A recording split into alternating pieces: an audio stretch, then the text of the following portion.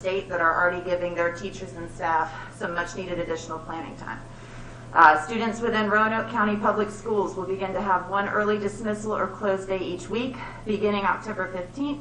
The move is meant to allow teachers time for planning for differentiated learning and remediation, contacting parents, working with individual students, and offsetting time spent covering for other teachers due to a lack of substitutes. Starting in October, Harrisonburg City Public Schools students will have their school day shortened by 1 hour after a unanimous vote by the school board. Their chief academic officer said the shortened school day addresses current challenges the division is facing, like increasing COVID-19 cases among teachers. Thank you for your time. Please consider giving some teachers some unencumbered planning time. Thank you very much. Thank you, Ms. Voss. Next speaker is Valerie Fashion.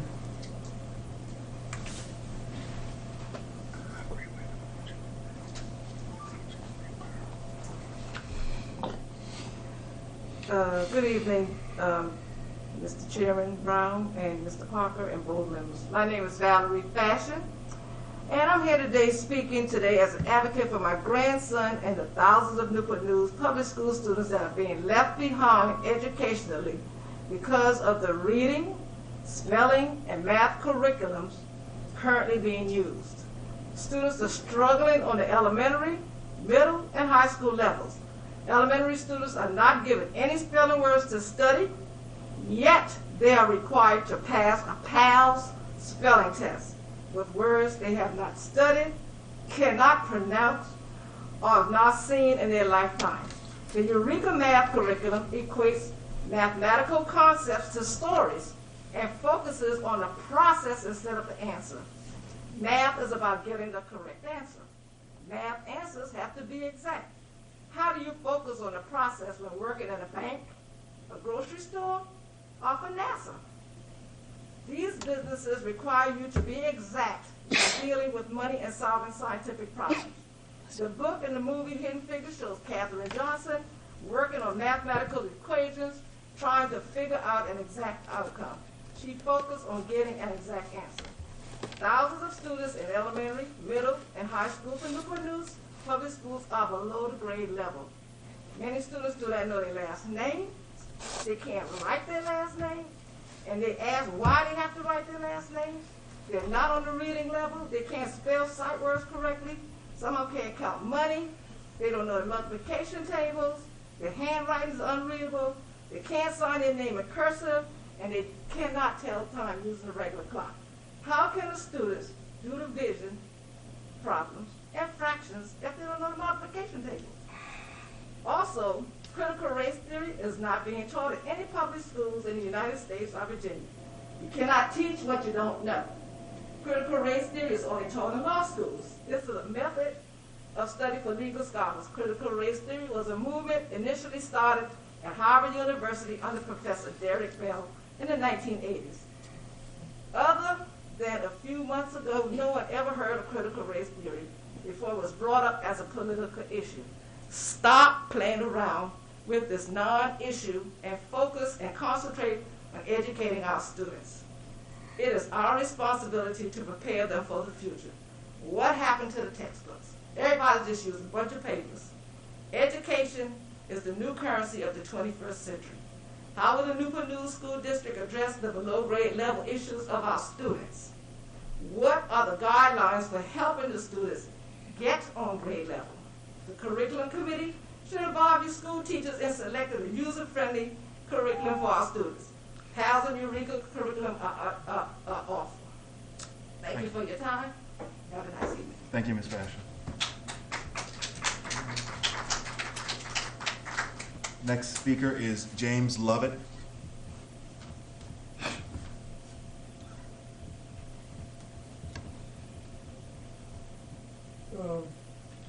Good afternoon, school board and Dr. Parker and school board members.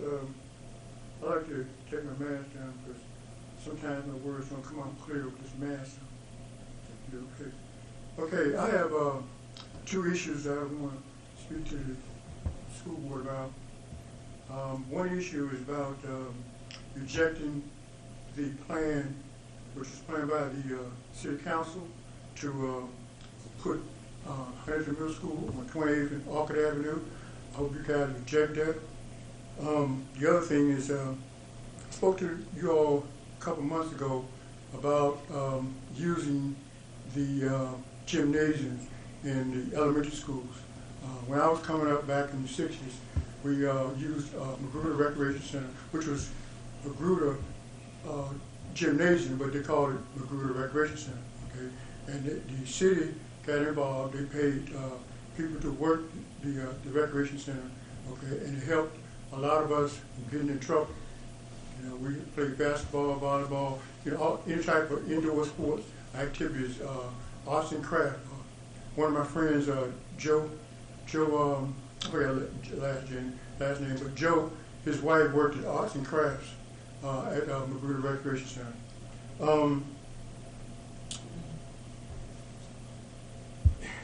I reject the plan which the City Council has proposed to you all for placing Huntington Middle School on 28th Street and Orchid Avenue. Huntington Middle School should be torn down and rebuilt on 3401 Orchid Avenue. Is there anything in the works or on your agenda to help decrease crime in the Southeast Community District which the school board can get involved in? If not, I'm requesting that the STEM Academy and Achiever Dream Elementary School, Booker T Elementary, John Marshall, and Newsom Park Elementary School's gymnasium be utilized in the afternoon from 4:30 p.m. to 7:30 p.m. as an outlet for the young teenagers to participate in the recreational activities and arts and craft. Back in the day, former Magruder Elementary School was known as Magruder Recreation Center. That recreation center kept many young teenagers in that part of the Southeast community from getting into trouble with the law.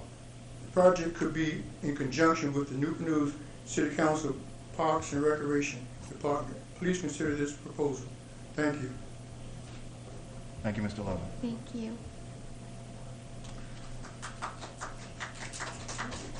Madam Clerk, I believe that was my last card. Are there any additional cards? All right. There being no additional cards, we do have another opportunity near the end of our meeting for the public to address the board again. We want to thank you for your comments this evening. We will now move on to Section 3, the consent agenda, which includes 3.01 minutes from the work session on September 21, 2021,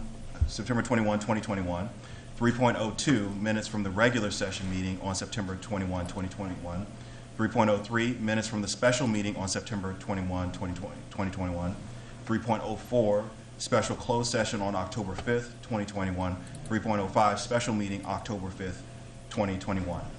3.06 financial reports, including the revenue report for September 2021, the expense report for September 2021, child nutrition reports for September 2021. 3.07 the personnel report, 3.08 budget transfer, 3.09 appointments of agents of the board. At this time, may I have a motion to approve the consent agenda as read? Yes, Mr. Chairman. I have a motion to approve the consent agenda as presented. Thank you, Madam Vice Chair. Is there a second?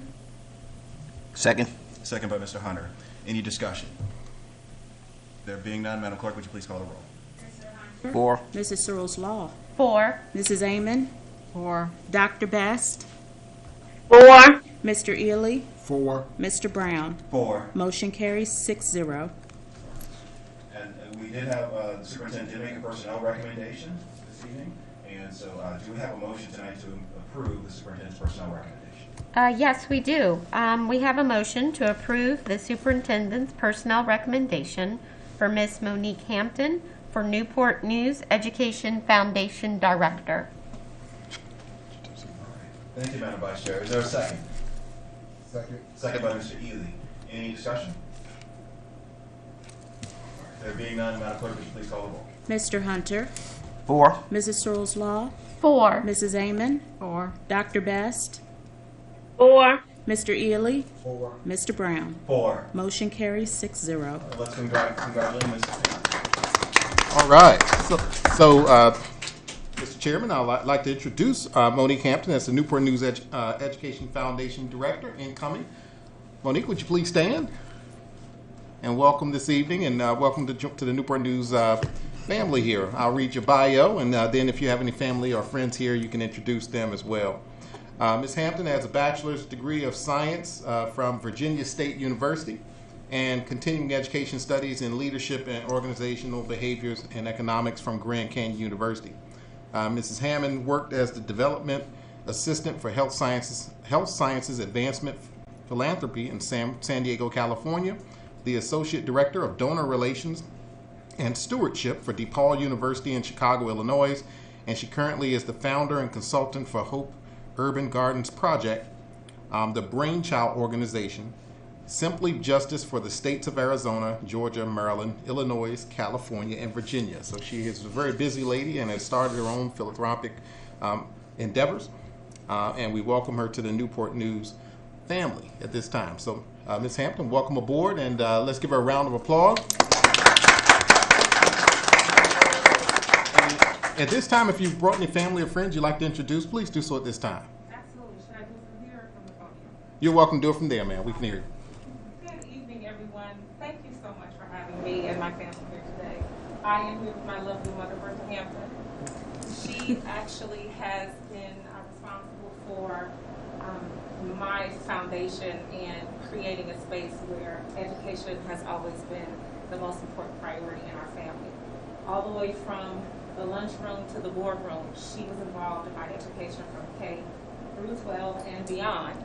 And she's here to support me today as I move my career to the space that is truly important and special to me, which is connecting, partnering with students, families, and the community in our hope to become advocates for our students in school and more importantly, to connect the business community and the families who are responsible for hurting our children through their education process. And I couldn't be more happy and more honored to be the foundation director because it is my passion to be able to create funds, to create programs, and to steward our students and our families and our community in our students' education career. I know one thing that really captivated me when I had a chance to meet with Dr. Parker and the wonderful individuals within the Education Foundation and on the school board. It was their passion for partnering with and connecting people. And our students in the Newport News School District don't deserve anything but the best. They may not know how to get to their dreams. They may not know who can help them, but they know what it is.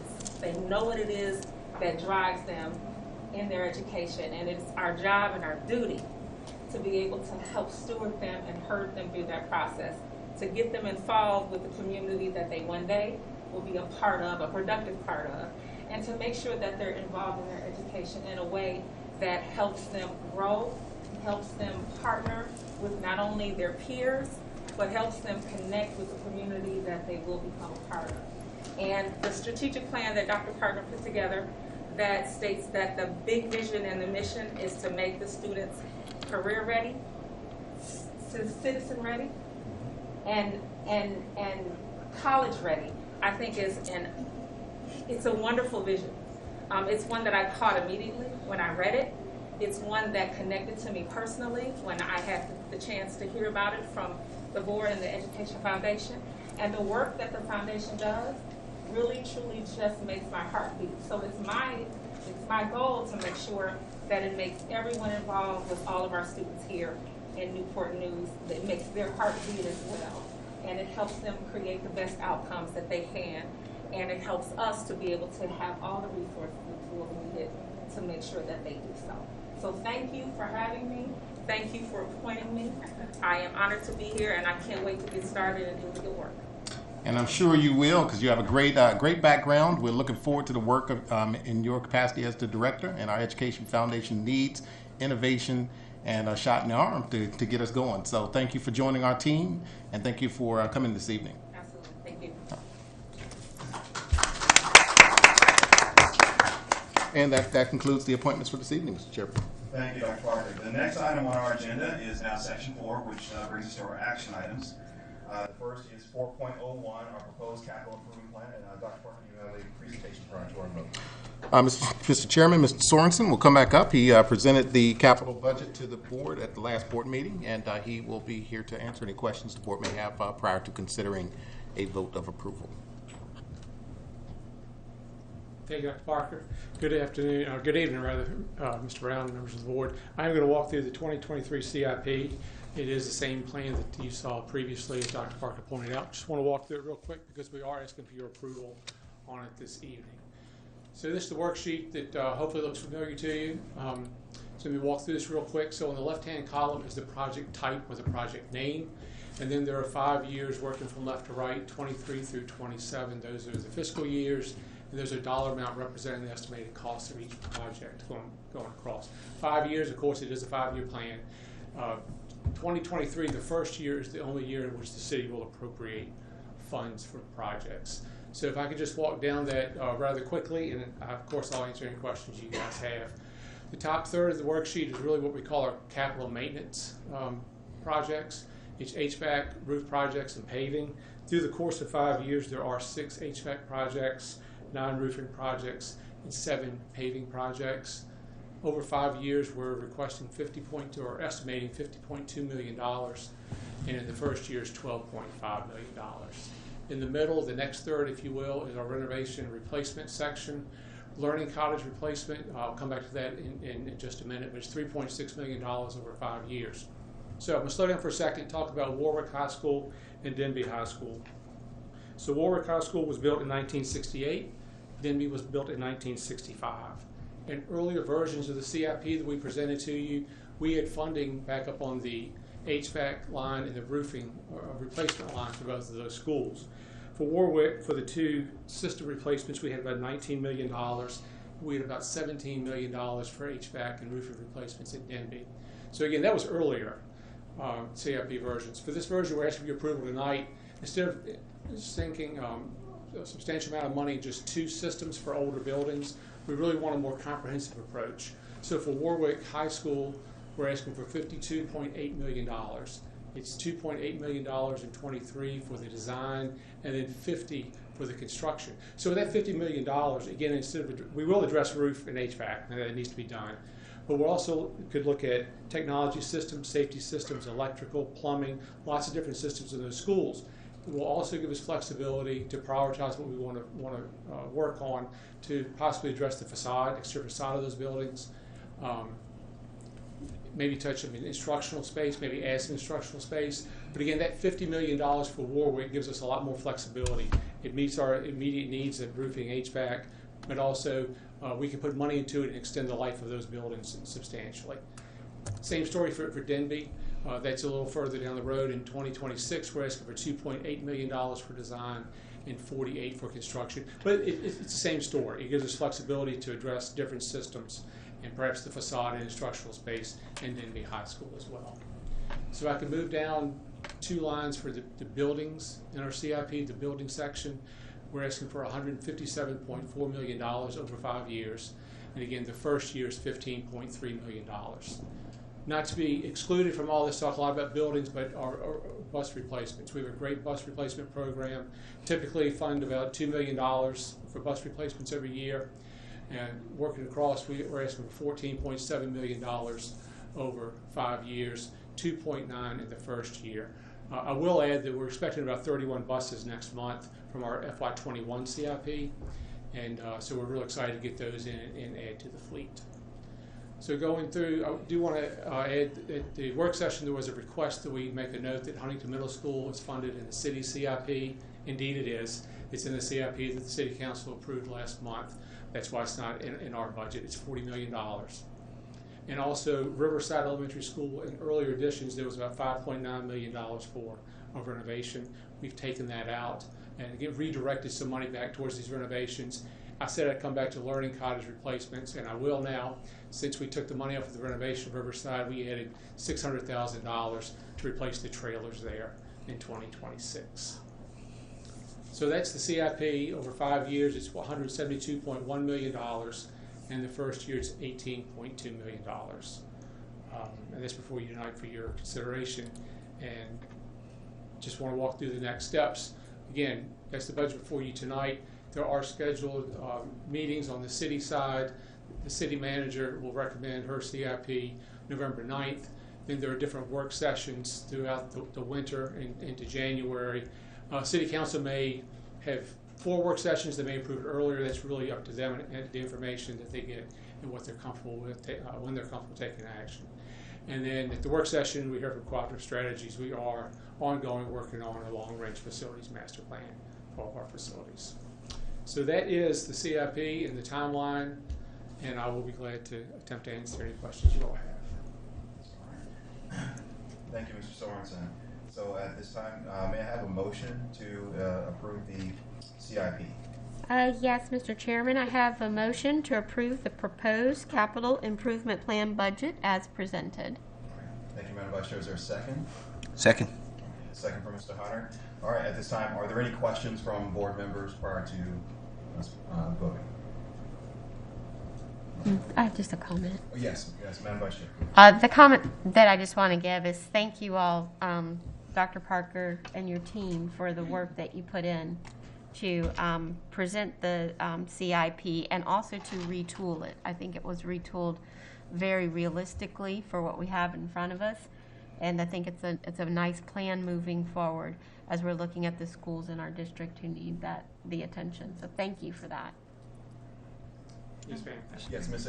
Engman. Could you just remind us of, we switched on the Riverside from the addition to the learning cottages. Was there a population shift change that drove that, or? There was not a population change. It was really looking at our available resources and the needs of our facilities and prioritizing our resources with those needs. So we put some money in the renovations of the high schools, and we thought we could accomplish the same at Riverside by replacing the learning colleges at no cheaper cost than the addition.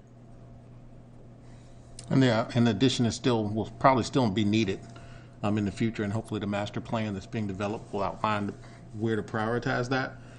We knew that the systems for these buildings that we're talking about that work is coming up, and it just doesn't make sense to replace a roof and a HVAC system in a building that needs to be renovated, because you're extending the life of the facility for 30 years, and if other systems need to be upgraded, and you're just putting a roof and an HVAC in, and not improving the instructional space, not removing portables, putting a new facade to modernize the facility, new technology, we're not necessarily being best stewards of taxpayer dollars, in my opinion. So the thought is those are more urgent. They have more time is of the essence in those. Involved there. Any other questions? Any further discussion? All right, there being none, Madam Clerk, would you please call the roll? 4. Mrs. Searles Law, 4. Mrs. Amon, 4. Dr. Best, 4. Mr. Ely, 4. Mr. Brown. 4. Motion carries 6-0. Thank you, Mr. Sorensen. All right, now we'll move on to Section 5, which is our reports and information. 5.01 is our monthly school update. Dr. Parker. Thank you, Mr. Chairman.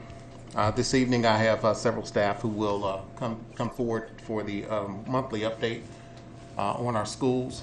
This evening, as typical and has become customary, we'll start off with our COVID-related data and then move into some instructional information that we'd like to share. We also have some new information we're going to be sharing with the community tonight that will be in this presentation and will be in future communications moving forward after this board meeting.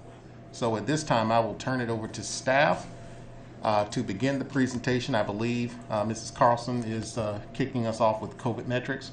Mrs. Carlson, are you with us? Carlson? Yes, I'm here. Okay. We'll turn the podium over to you, ma'am. Okay, thank you. Good evening, everyone.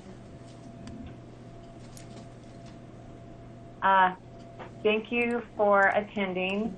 As you can see, our transmission rate for Newport News is still in the highest transmission level. We have 172 cases per 100,000 people with a positivity rate of 7.3%. Someone this week had asked me what the positivity rate means, and that is the percentage of all COVID tests performed that are actually positive.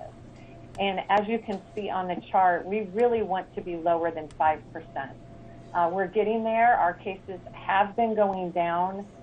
As you can tell on the map, there are parts of Virginia that are in substantial, which of course, we would rather be moderate or low, but there are areas that show hope. And again, our cases are going down. Next slide, please. So currently we have 1,249 students who are out on quarantine or isolation, and we have 34 staff members.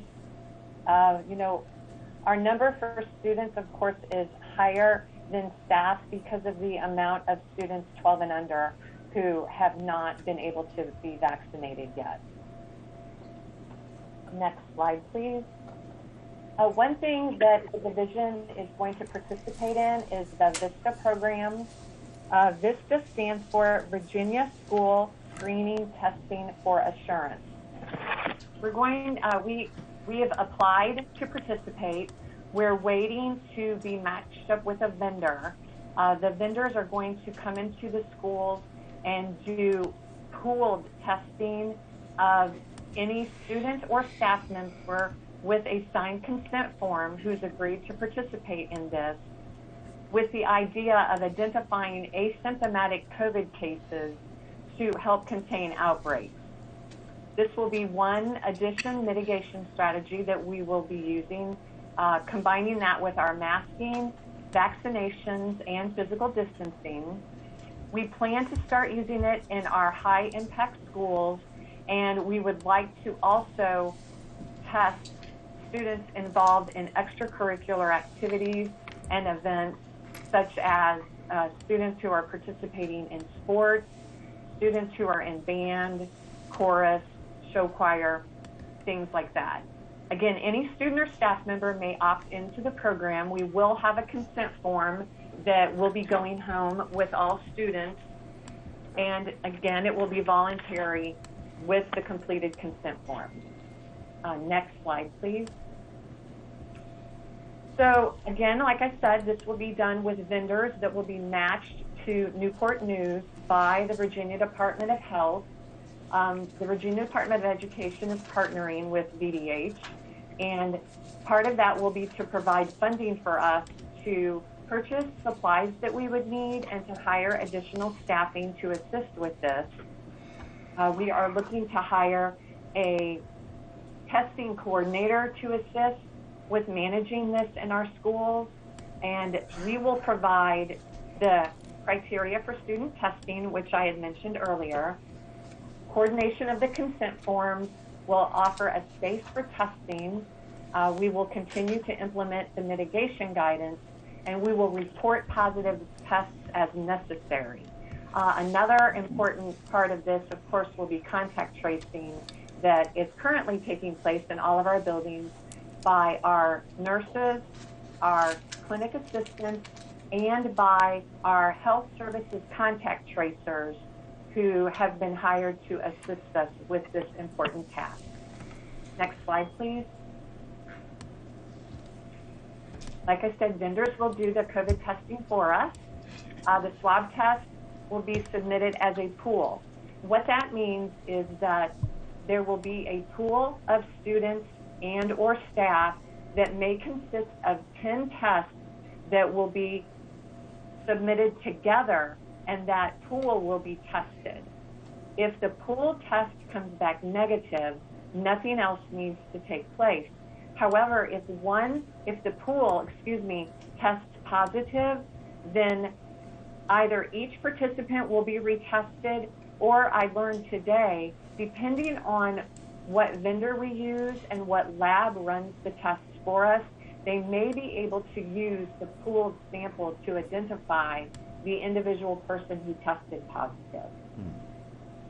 And when that occurs, like I said, those results will be reported and contact tracing will take place. Next slide, please. This is something new that I think hopefully will make quite a few people happy. Starting immediately tomorrow, Newport News will shorten its quarantine protocol for unvaccinated students and staff from 14 days to 10 days. So how that is going to affect all of us is anyone who has been identified as a close contact of a positive COVID case will now quarantine for 10 days. or if a person has been tested for COVID, they will remain home waiting for that test result to come back. And of course, they will isolate for 10 days still. And like I said, unvaccinated individuals will quarantine for 10 days. Anyone vaccinated, considered fully vaccinated, does not have to quarantine. And anyone who has tested positive within the last 90 days also would not have to quarantine, according to the CDC guidance. Another thing that has recently changed with the CDC is anyone who is considered a close contact, whether vaccinated or unvaccinated, is encouraged and recommended to receive a COVID test at day 5 to 7 after their last exposure to the positive person. Next slide, please. That's the end of my presentation.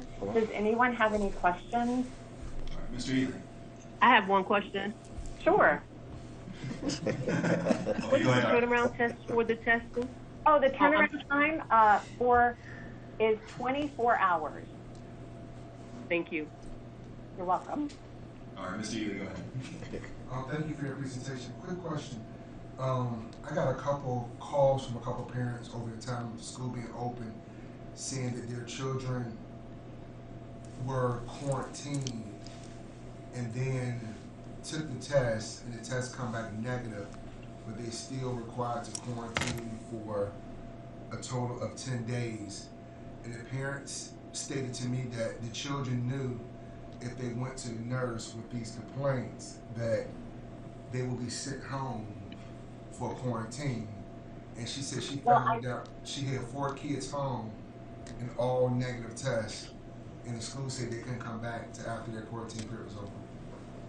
Well, if it's a student that is sent home who is symptomatic for COVID-19, and they do not have a known exposure, that student may receive a negative test or an alternative diagnosis from their medical provider, and they may return to school. Okay. Again, that's someone who may have COVID based on 1 or 2 symptoms. Now, for quarantining, we have changed that from 14 days to 10 days, and we're not offering the option of testing out of quarantine.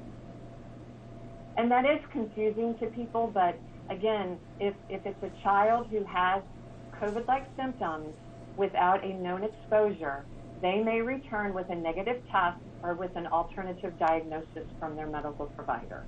Gotcha. Thank you so much. You're welcome. Ms. Amon. So I'm just trying to get my arms around these two. So if you're a close contact, you cannot test out of quarantine, even if you get a negative test 5 to 7 days after your exposure. Correct? Correct. We are not doing that at this time. But if you were symptomatic and sent home, you could come back with a negative test. Correct. Okay. The reason behind that is the science on being a close contact and quarantining. The 14 days, which was what we had been doing prior to starting tomorrow, is when a person could then test positive for COVID.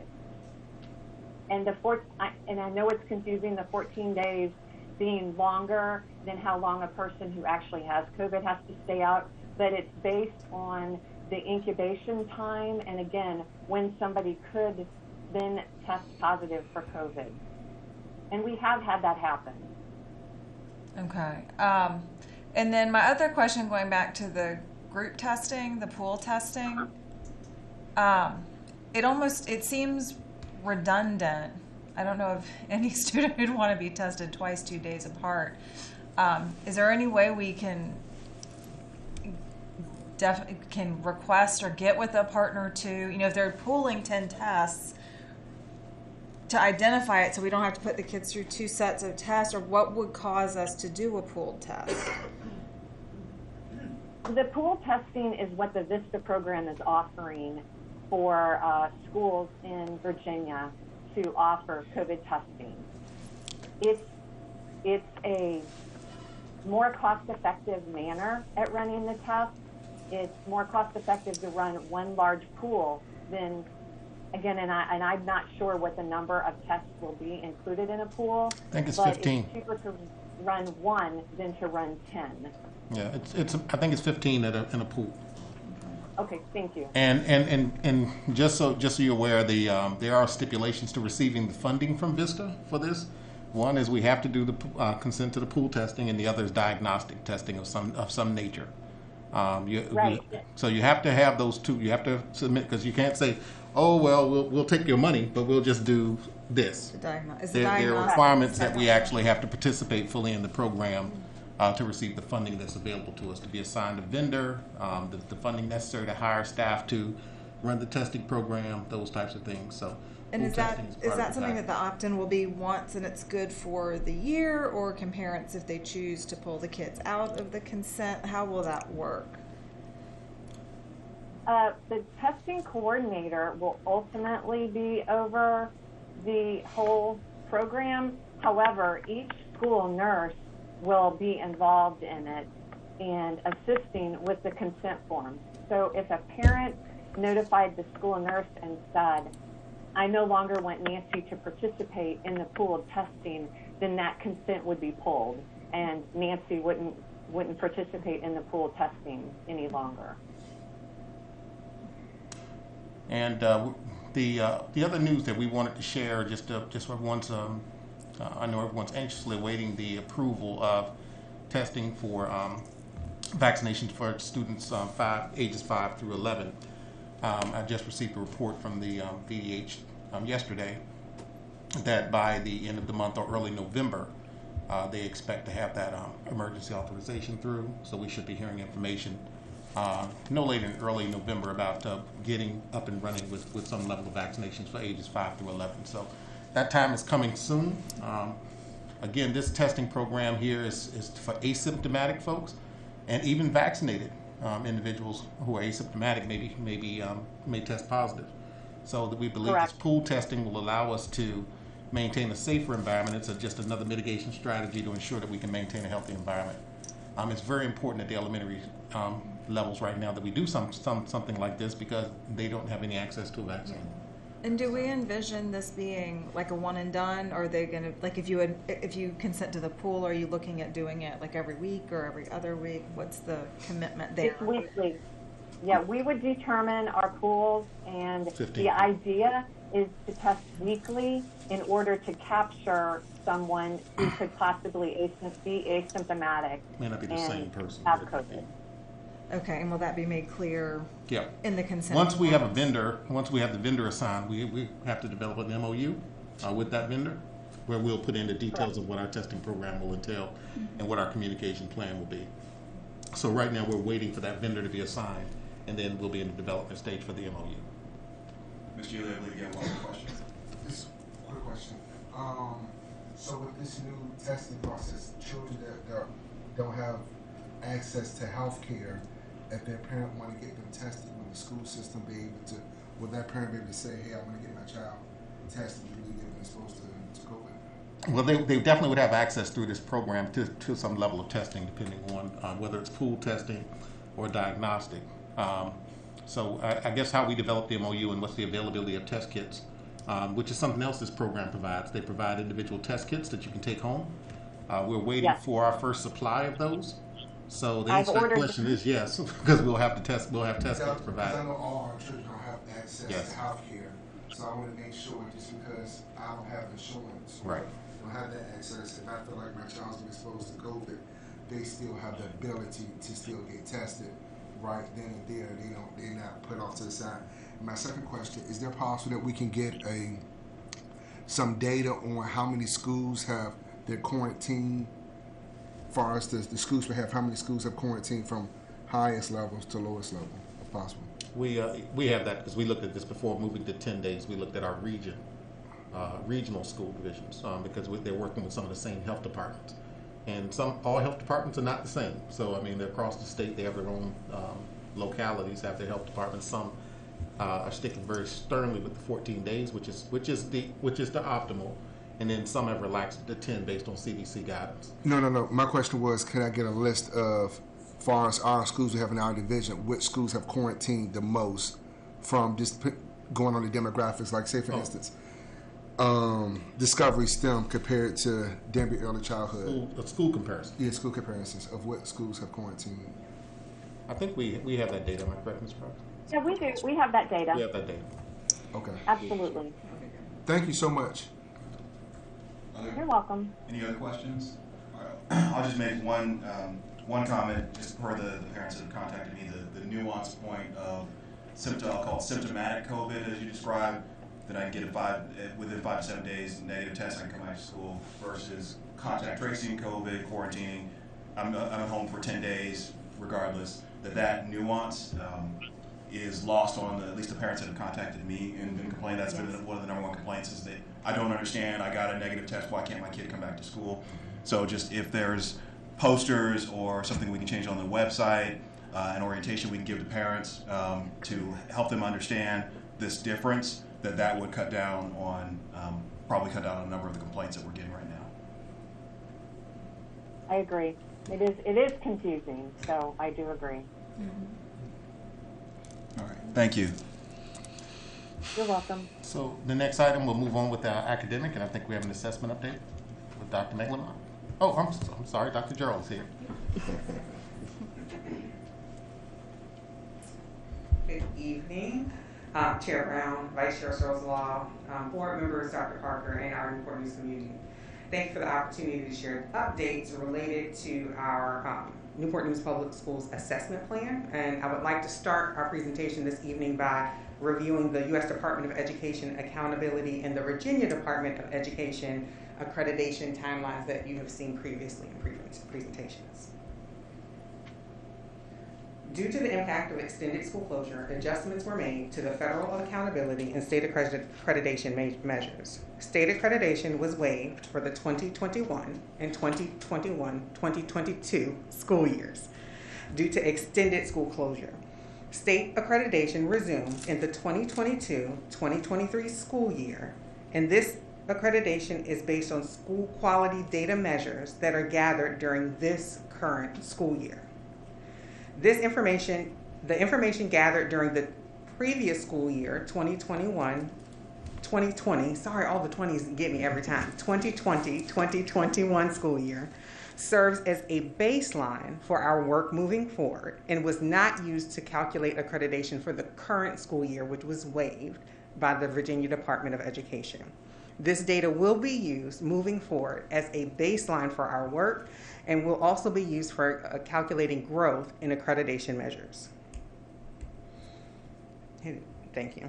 Our focus remains on providing each learner with quality instruction that is informed by timely and relevant data. Quite simply put, we're focused on student growth. The Virginia Department of Education is requiring the administration of the Student Growth Assessment for students in grades 3 through 8, PALS for students in grades K through 2, and VKRP for our kindergarten learners.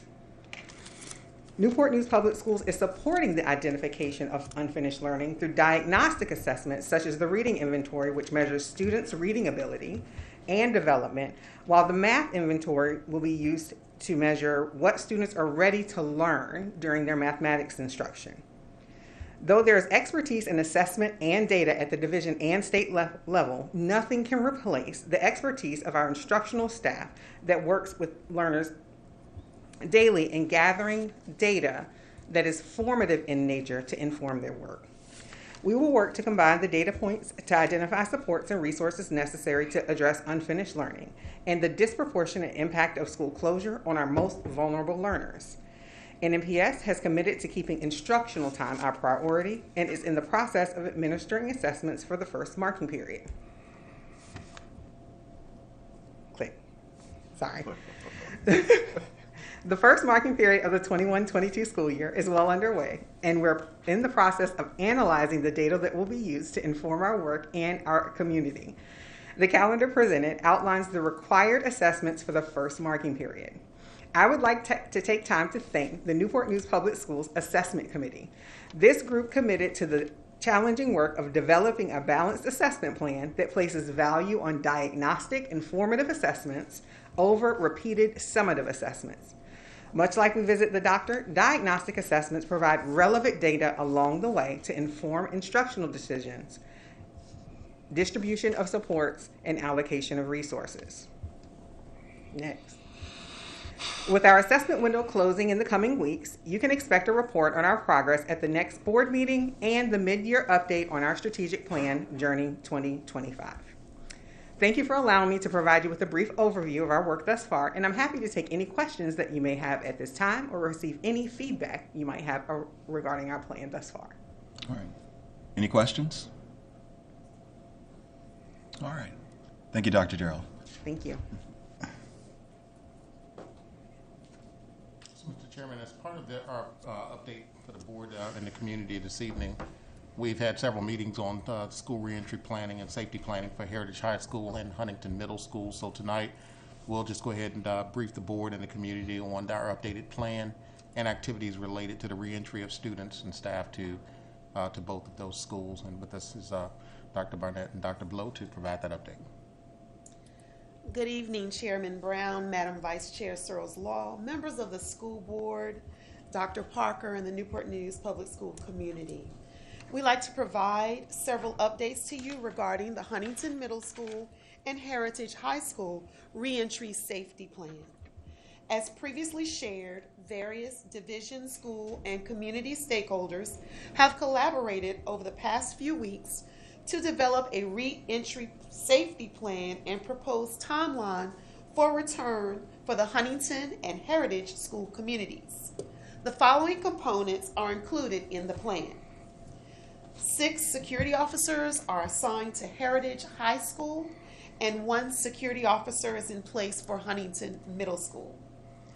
Additionally, a dedicated Newport News Police Department school resource officer is assigned to the Heritage and Huntington campus. Upon student return, there will be increased safety searches with metal detection, as well as safety drills conducted on the campus.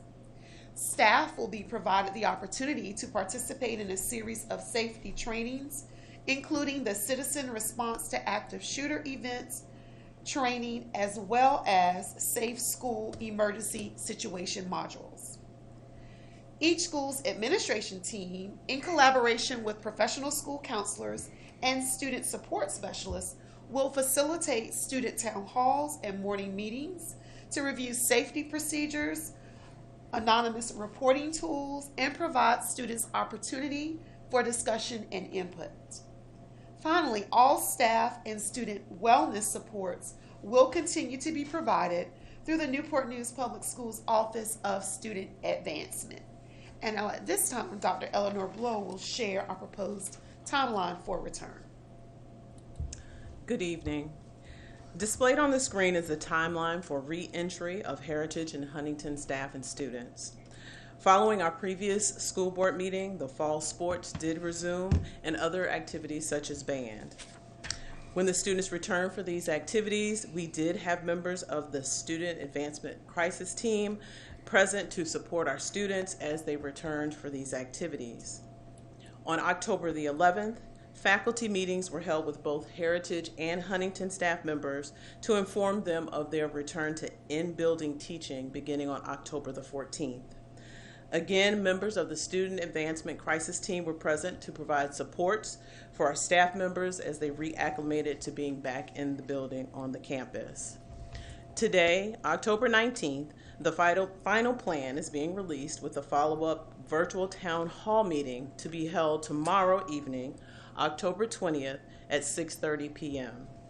To view the town hall meeting, Heritage and Huntington families should check their email as they have received the link via email, or they can go to the Heritage or Huntington websites, and in the news and announcement section, there is a link to join the town hall meeting. There will be Dr. Parker along with other guests will be present for this town hall meeting.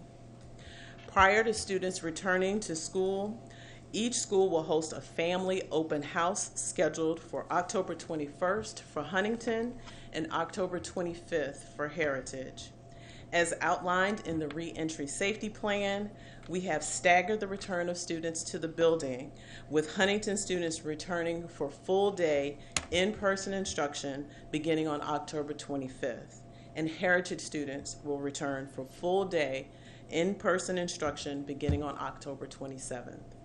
Again, we would like to take this opportunity to thank all who worked with us to develop and implement this reentry plan for Heritage in Huntington. This is the work of several departments in Newport News Public Schools, the Newport News Police Department, and the Newport News Emergency Operations Management Center.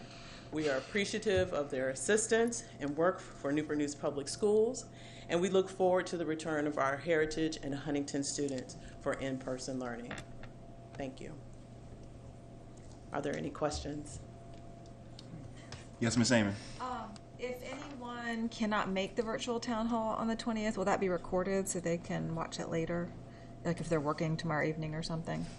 It is a webinar, so yes, we can record it, yes. Mr. Ely. Thank you so much. Great presentation.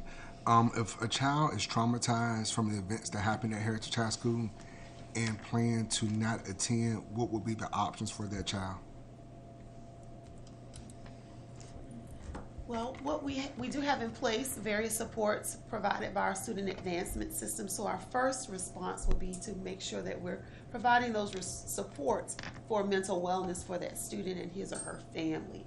We will look at each individual case, but it is our goal to have our students return back, and we hope that through our open houses and our opportunities for families to talk with teachers and with the administration there, that they will feel safe and comfortable to return back. We put a lot of work into making sure that we have everything prepared for our students for in-person learning. But we have a variety of supports, not only for staff and for students, so that would be our first option to try to support that student through some mental and social emotional wellness supports. But there are options for that child if they choose.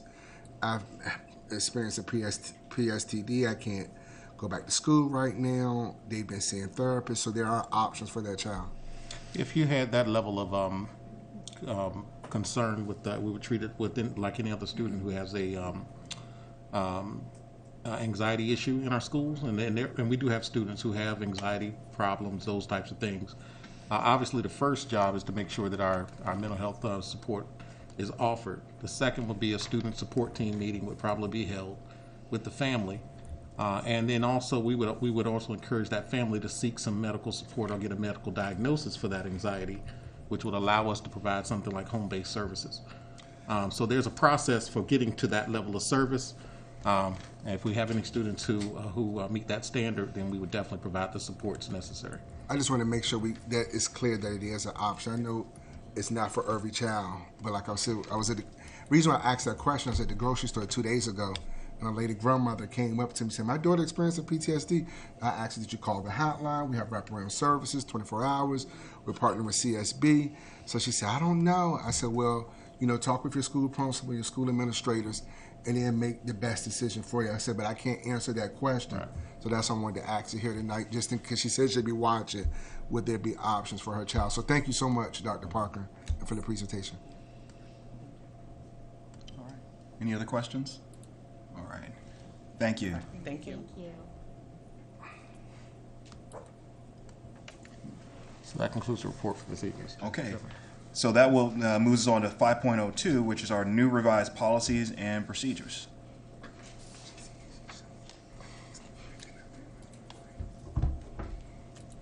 Thank you. Good evening, Mr. Chairman, Madam Vice Chairman, members of the board, and Dr. Parker. It's a pleasure to share highlights from 5 new and revised policies and procedures with you this evening. As you know, one of the major roles, and I'll wait for my support. Thank you. One of the major roles of the school board is to set the policy direction for the school division.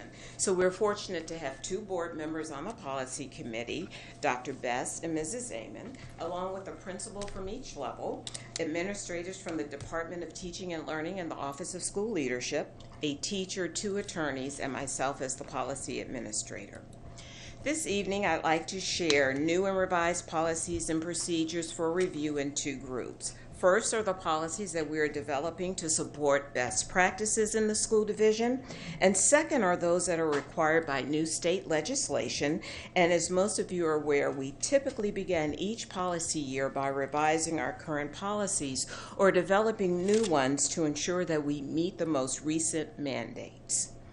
This first group of policies are not required by law, but work to support best practices in the school division. They include a proposed revision to our current student safety policy and a new procedure that describes our layered approach to school safety, a new policy and procedure on cybersecurity, which is very timely since October is Cybersecurity Awareness Month, and revisions to our policies and procedures regarding the rental of school facilities and grounds, along with the use of Todd Stadium. Now, at your special meeting a couple of weeks ago, I shared revisions that we are proposing to our current policy on student safety to reinforce our commitment to maintain a safe environment every day for our students throughout the school division. So we are revising our current policy on student safety to add the school division's multifaceted layer approach that involves developing appropriate relationships within buildings and among staff and students, ensuring consistent behavioral expectations from students by consistently applying the student code of conduct, developing well-structured staff, student, and family reporting mechanisms, controlling and monitoring building access, using various safety drills required by state law, and maintaining a safe physical environment at all of our schools. Now, this layered approach to school safety forms the new procedure to the policy as a framework for school division and community resources working systematically to create positive school environments, to support student well-being, to prevent school violence, and to protect the school community through effective security measures and preparedness planning. Now, the layers in the framework will be reviewed each year and updated as needed to reflect lessons learned and best practices researched from other school divisions, particularly in our surrounding communities.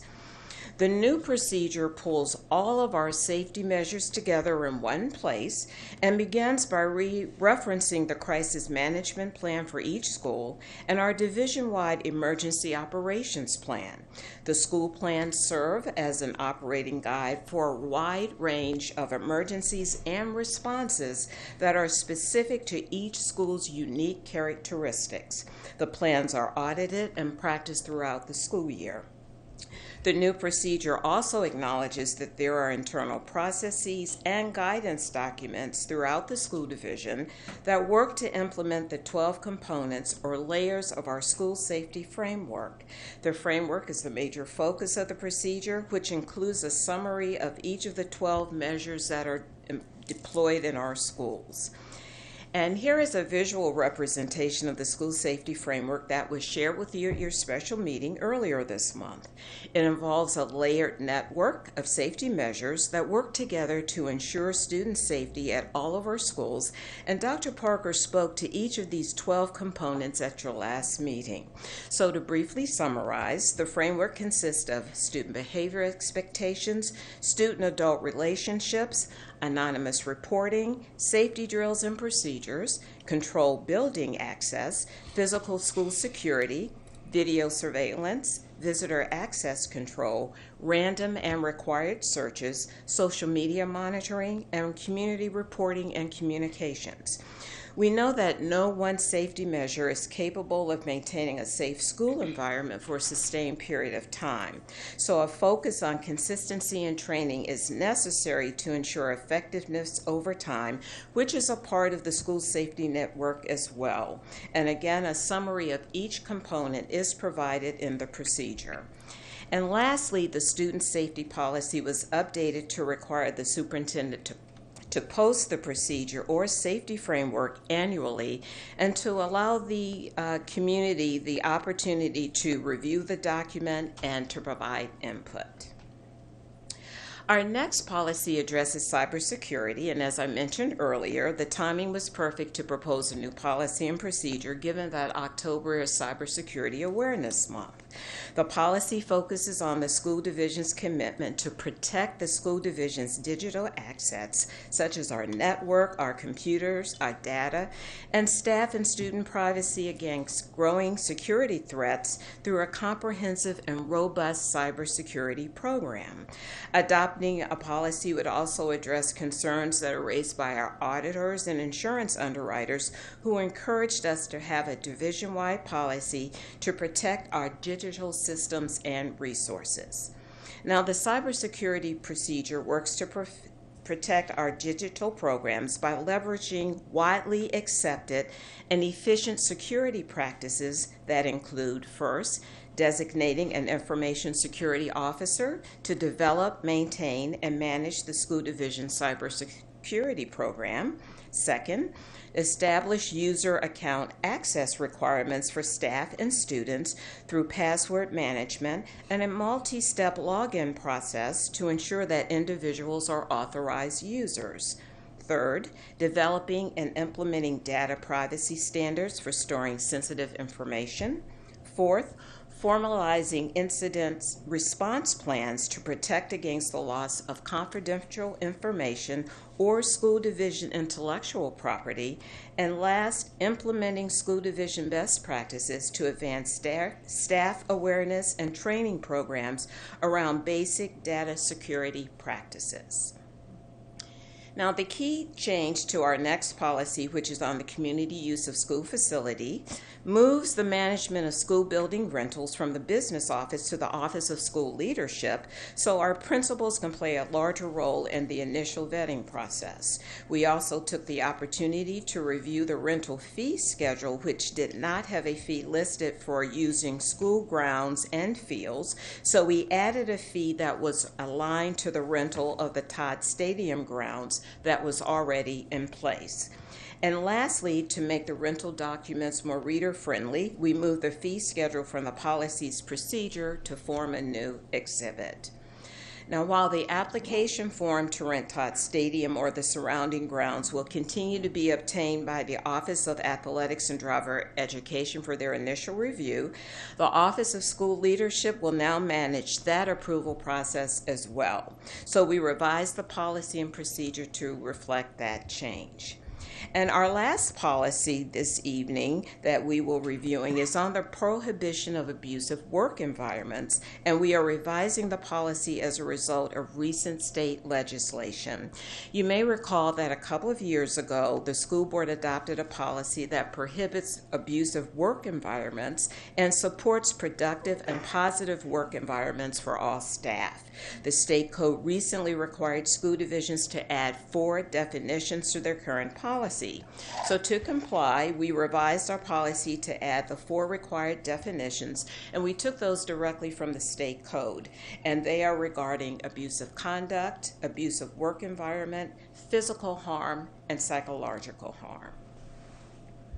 So as I conclude my report this evening, I just wanted to revisit our timeline for implementing the 5-year review of our 11 policy chapters that contain over 400 policies, many of which also have implementing procedures and exhibits. So as we continue to develop or update the policies that may be required by state and federal law, or those that support the school division's best practices, we will also initiate the review of our next policy chapter, which will be on instruction. So in terms of our next steps, the new and revised policies will come before the school board for action at your November 16th meeting. And once approved, the new and revised policies, procedures, and exhibits will be posted on school division websites and disseminated to all schools and public libraries. So this concludes my report this evening. I will be happy to answer your questions. Thank you. All right, any questions at this time? All right, thank you, Ms. Brooks. Great. Thank you. And now we'll move on to item 5.04, our Bullying Prevention Month update. Oh, sorry, 5.03, our school renaming update. Not to be forgotten. No, it's okay. I'll keep my report down to about an hour. Good evening, Chairman Brown, Vice Chair Searles Law, board members, and Dr. Parker. This evening, on behalf of the planning team, I will present an update on our school renaming process. Special Assistant to the Superintendent, Tracy Brooks. Our Director of Community Relations, Michelle Price. Director of Legal Services, Lynn Wild, and I serve on the planning team for this process.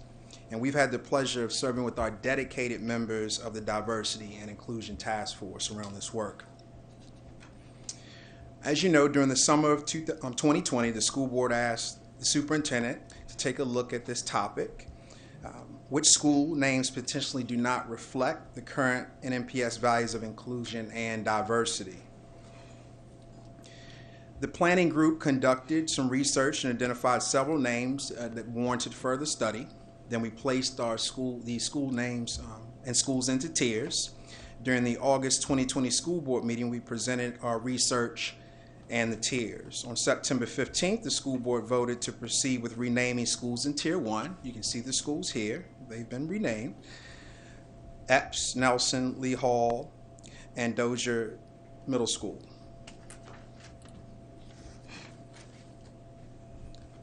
Following the school board vote on the Tier 1 schools, Dr. Parker created a community-based task force to guide the renaming process. The task force held its first meeting in November and quickly jumped into the important work of drafting school renaming criteria that was presented to the superintendent and school board. After your approval of the new naming and renaming policy, the task force worked collaboratively to develop a process to solicit school names from the community, review the nominations, and narrow the list of suggested names. During the meeting in May of 2021, the school board voted to approve the superintendent's recommendations. And you can see the name changes here. Epps Elementary School is now Stony Run Elementary. Lee Hall Elementary School is now Katherine Johnson Elementary. Nelson Elementary School is now Knollwood Meadows Elementary. And Dozier Middle School is now Ella Fitzgerald Middle School. So we've been busy. Our staff in our plant services and community relations departments work with our sign vendors to design and update school marquees and the cast aluminum letters on our school buildings. You can see pictures here. Our school administrators also work with plant services to update and replace all the other references of the former names to include murals, benches, and other signage throughout the building. And that all happened at the beginning of the year and happened close to the end of September, actually. School leaders are working with their communities, and a lot of this has been completed. You can see that we have some new logos here on the screen. And we've also worked to make sure letterhead, envelopes, printed materials, and websites have been updated also. We've had a number of ribbon cutting ceremonies, and one of the most recent ceremonies to unveil a new mascot was the Ella Fitzgerald Jazz. I thought that was very neat and exciting, and actually Board Chairman Brown mentioned that he was able to see that and take a part in that. So to update you on our task force subcommittee recommendation, our most recent recommendation, I have our historian here, Mrs. Mary Kay, from the City of Newport News Historic site, will present new and additional research because we are recommending, moving John Marshall Early Learning Center into Tier 2. Mary Kay.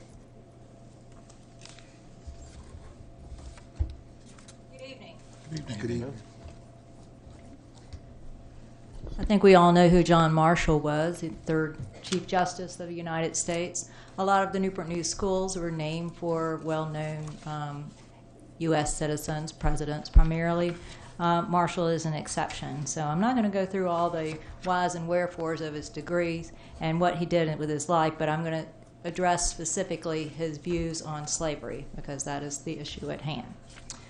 Marshall believed that slavery was an evil, and he opposed the slave trade. However, he owned slaves most of his life, and he had reservations about large-scale emancipation, in part because he feared that a large number of free blacks might rise up in revolution.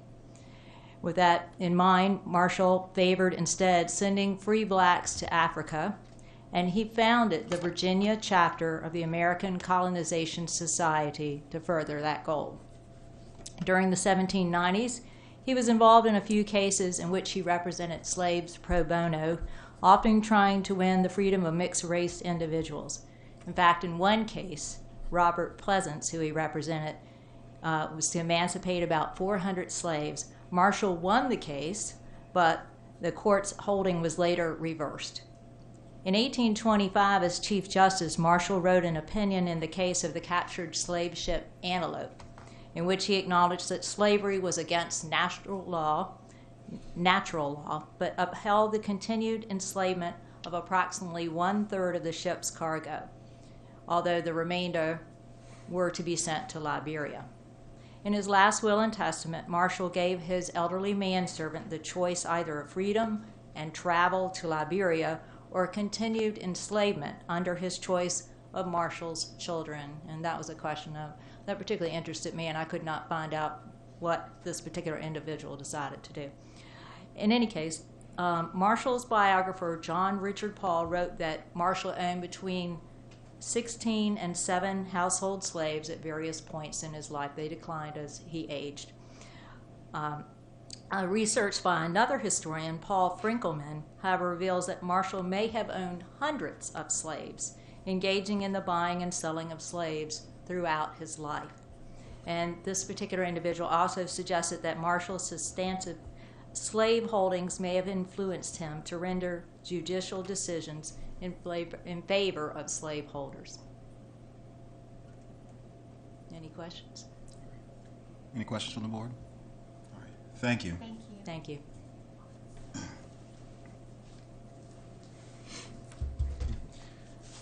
Thank you, Mary Kay, for the history behind the former Chief Justice John Marshall.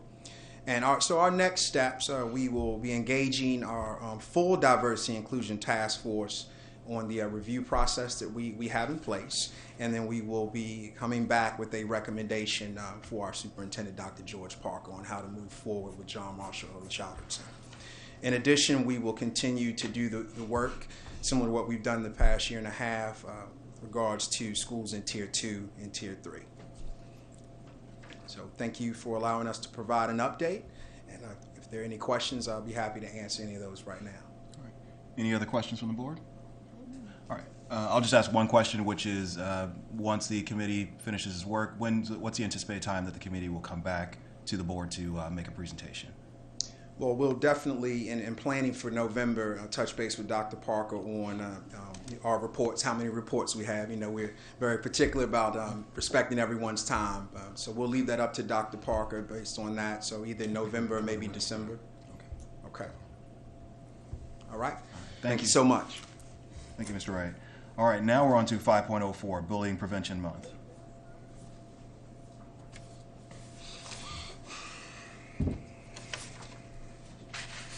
Evening. Good evening. Good evening to you, Chairman Brown, Vice Chair Mr. Searles Law, board members, Dr. Parker, and to all of our wonderful students, staff, and families that are watching tonight. As you know, great things are always happening in Newport News, Public Schools Youth Development. Tonight, I have the privilege of providing to you the annual update on bullying prevention efforts across our school division and the community. Thank you.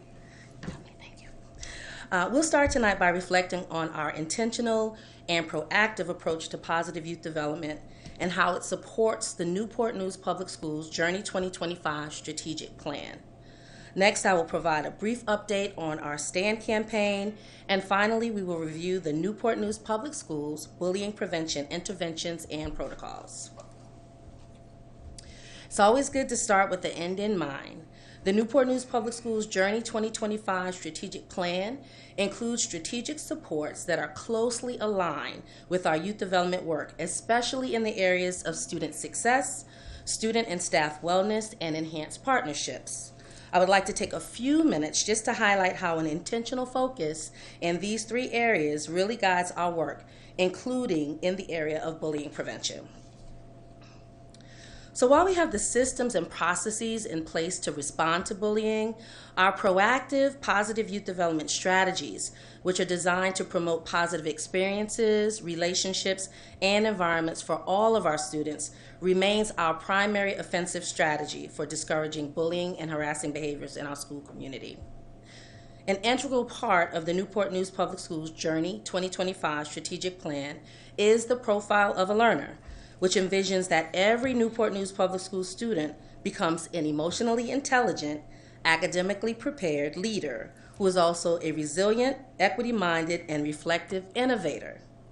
Positive youth development strategies that intentionally build skills and traits in students like resilience, positive identity, and self-regulation, which create opportunities for students to lead, serve, and contribute, that work to ensure that every student has at least one healthy relationship with a nurturing adult, and also strategies that make our schools emotionally and socially safe, and which foster belonging and membership, advance our efforts to ensure that students embody the profile of a learner.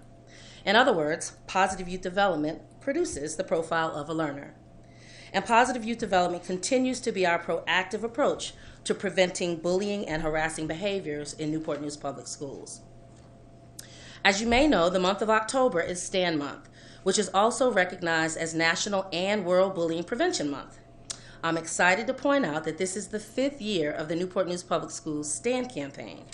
So over the past 5 years, the STAN campaign has focused on empowering students to lead the bullying prevention efforts in Newport News Public Schools. And although there is a special emphasis on bullying prevention in the month of October, focused awareness activities that promote kindness, community, and student belonging and membership are conducted daily in our schools throughout the year. Our students, staff, and the community continually work together to increase awareness about the kind of school community we want to have. The number of schools that now apply each year for the coveted STAN Award has grown tremendously, with many schools committing to a continuous year-round focus on STAN principles. STAN also engages community partners who create extraordinary leadership and service opportunities which build skills in our students. And I wanted to point out that Ms. Hampton was one of our guest speakers for our Women in STEM night. So good to see you. Welcome to Newport News Public Schools. Even in the midst of school closings, our schools continue to offer virtual clubs and activities, as well as a daily focus on social and emotional learning strategies designed to help students develop and maintain positive relationships. It's important to point out that our department has accomplished none of these things alone. In addition to our students, our youth development leads, activities and athletic directors, school leaders, and other school staff have made positive youth development a priority, and I personally am grateful for that. Other Newport News Public Schools departments, such as student advancement and even some of our community partners, stand with us regularly in creating opportunities for youth development-focused staff development. We are also very fortunate to have a number of community partners who work with us to increase opportunities for students, to improve our skills as youth developers, and to extend the reach of our youth development work beyond our school walls. The CNU Center for Community Engagement continually partners with us to connect CNU students with volunteer opportunities in our schools.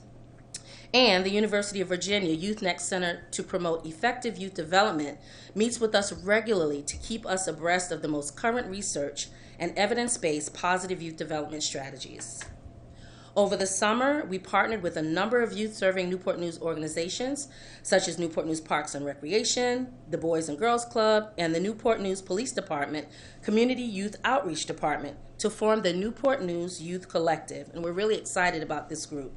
The purpose of the group is really to align our work as youth developers, to synchronize our calendars and to be better advocates for students, to empower them, and to meet the needs of all youth who live in the city of Newport News.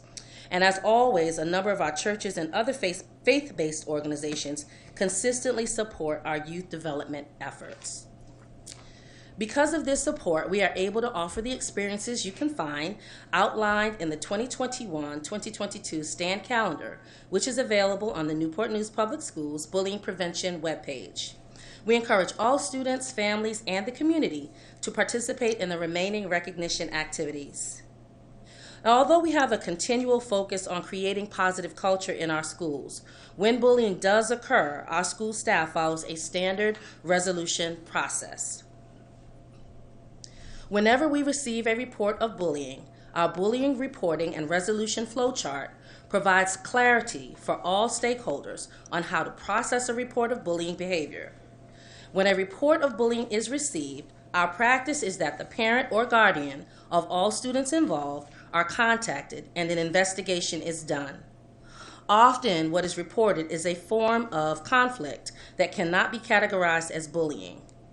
Bullying, by definition, is an offense that is 1, aggressive and unwanted, 2, repeated over time, and 3, occurs when there is a real or perceived power imbalance, such as height, size, popularity, socioeconomic status.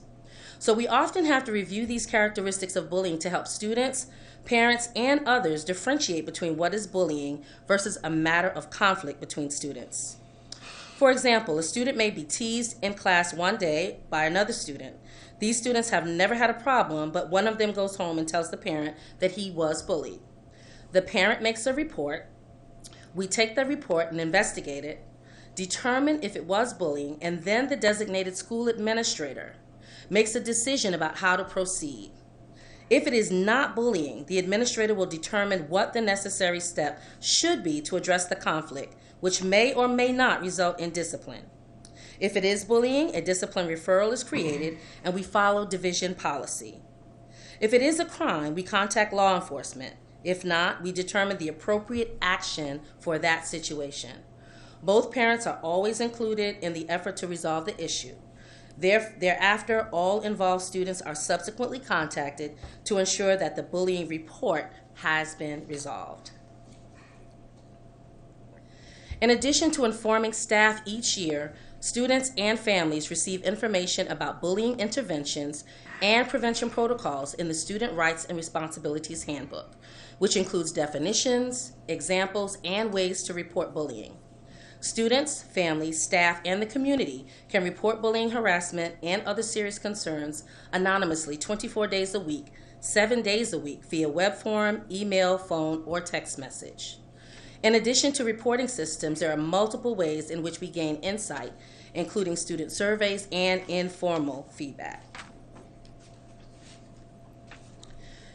This chart shows the 3-year trend of the total number of bullying incidents reported in our student information system.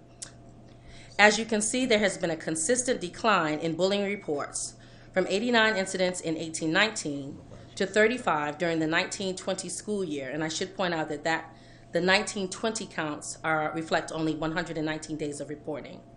And then finally, just one report in the student information system for the past year. The National Center of Education Statistics reported a 6% reduction over the past 10 years in bullying, in the percentage of 12 to 18-year-old students who reported bullying in school. So with the closing of schools and 100% of students attending school online, some were concerned that reports of cyberbullying would increase. But several national studies have demonstrated that that actually has not been the case. These graphics also show the number of reports of bullying by type that have been captured in our student information system. And in keeping with national trends, the highest percent of reported bullying is consistently among middle school students, which is why we have such great empowerment programs and social emotional learning opportunities for our students at the middle school level. Before I close and receive any questions you may have, I would like to invite you to participate in a very special Stand Month closing activity. On Friday, October 29th, we invite all school board members to join other community partners and other special guests for Stand Together and Read Day. You will have an opportunity to read specially selected books on bullying, positive identity, and community to our students in grades K through 12, well, really K through 5. We will definitely follow up with you and hope that your schedule will allow you to join us. That concludes my report for this evening. I want to thank you for your time, and I welcome any questions that you may have. All right. Any questions from the board? All right. Thank you. Thank you. And now we will move on to 5.05, the attendance report, 5.06, the membership report, 5.07, construction report. Board members, you've received copies of these reports. Are there any questions for the superintendent? Okay, hearing none. Then we're on to 5.08, comments by the superintendent. Dr. Parker. Thank you, Mr. Chairman. I'll start by thanking our staff for such a wonderful job today pulling reports. We all know how the year can get busy, but they really put a lot of attention to detail to the information that they share with the board and community. So I'd like to start with, by thanking them for that, and thanking our speakers who came in this evening to share information and their thoughts around our education for our students. One of the things that was brought to my attention recently when speaking to a former superintendent, a long-standing superintendent, was that no matter what the meetings are, interviews, he always looked for individuals to speak to students.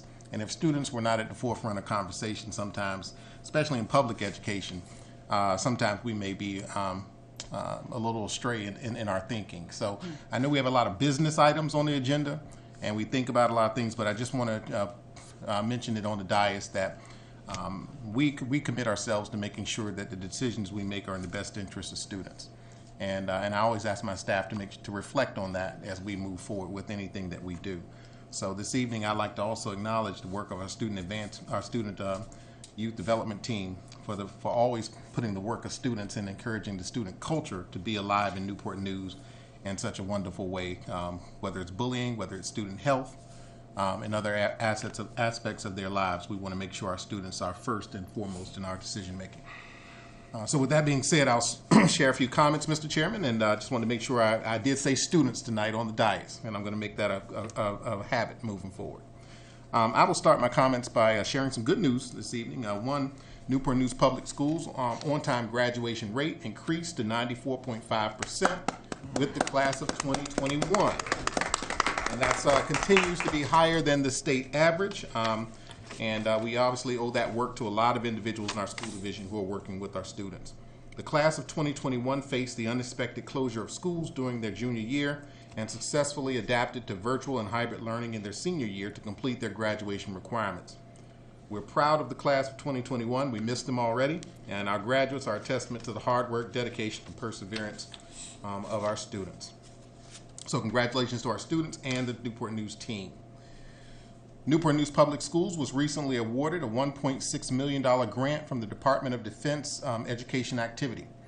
The grant will expand our dual language immersion program to students at Denby Early Childhood Center and Katherine Johnson Elementary School.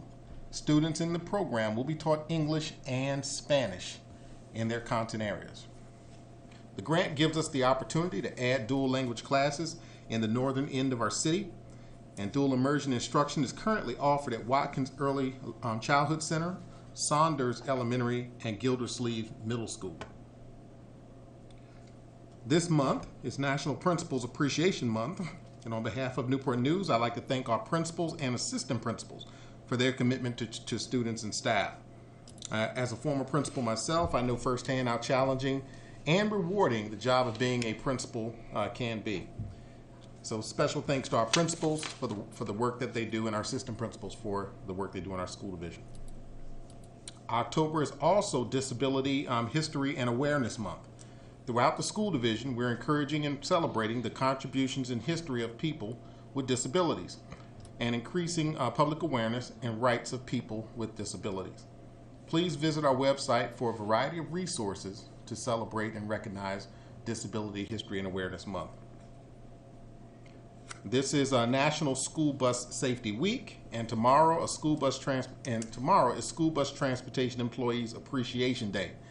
And we can also say that after the start of this year, that we need to thank every transportation person we find, and future transportation person we find with the shortage of bus drivers that we have. So we really appreciate the hard work our drivers have done, and also the work of the leadership in transportation and smoothing out some of our transportation routes since the start of the school year. I want to acknowledge and thank the professional, dedicated staff in our transportation department. They support our students in a unique way, and our school division as a whole. And finally, I'd like to remind all students and parents that schools will be closed for students on Tuesday, November 2nd. Our teachers and staff have been working tirelessly over the past several weeks, and as a small gesture of appreciation, I'm designating November 2nd as an e-commute day for our employees on that day. As we know, that is an election day, so they can get out and vote, and also commute electronically. So please enjoy the work from home on that day and take the opportunity to vote if you haven't done so already. And Mr. Chairman, that concludes my reports for this evening. All right, thank you, Dr. Parker. We'll now move on to item 6, which is another opportunity to hear from the public. Madam Clerk, do we have any cards? No, sir. All right, there being no cards, then our next board meeting is November 16th. You all have a great night.